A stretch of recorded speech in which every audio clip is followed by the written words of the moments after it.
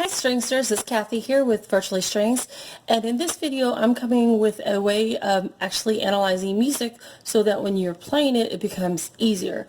This method right here is actually a very visual method, and it deals with dealing with 5 different colors. So as you can see, I have 5 different colored pencils that I'm going to use.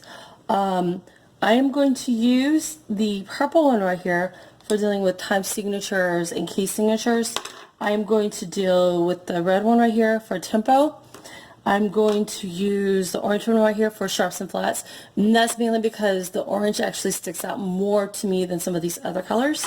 I'm going to use the blue one right here for special markings, and then I'm going to use this one right here, the green one, for dynamics. Okay, so let's go ahead and start looking at the music. So the first thing we want to look at is the fact that we want to consider our time signature and our key signature.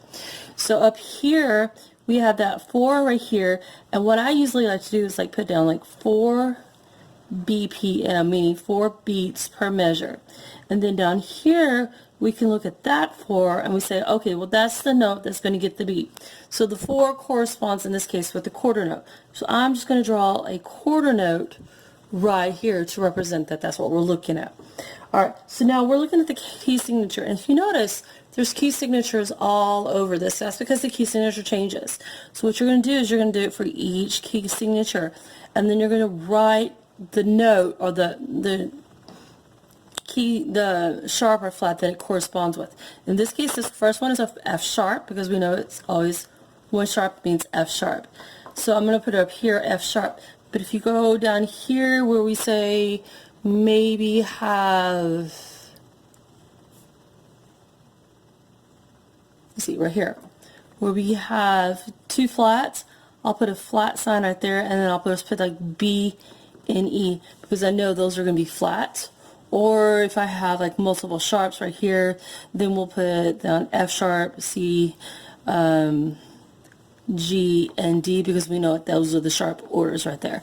So that's how you might want to do things like that, just kind of going through there and actually writing down what sharps we remember, what sharps we're going to look for.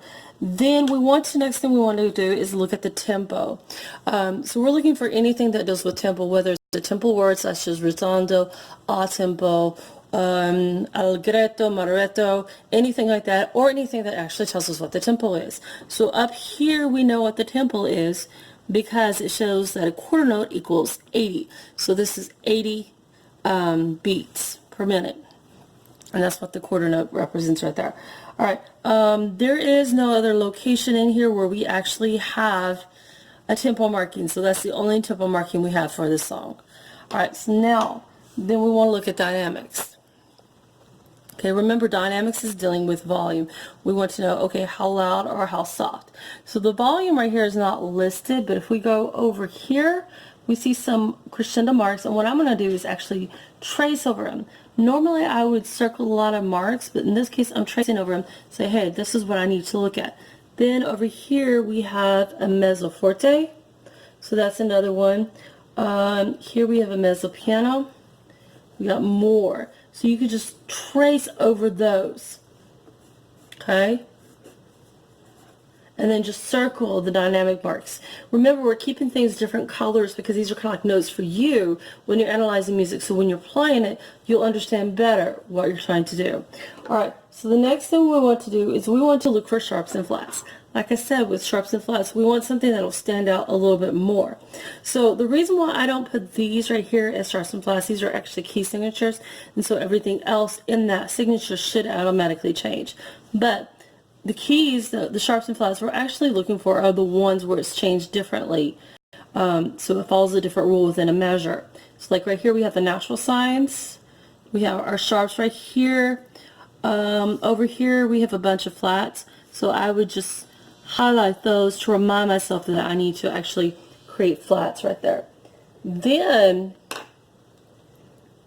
the last thing we want to do is what's called special markings. Sometimes we have special markings, whether it's a glissando like I have right up here. I want to mark that to make sure I know that I'm doing a glissando right there, or like ties and slurs, things like that.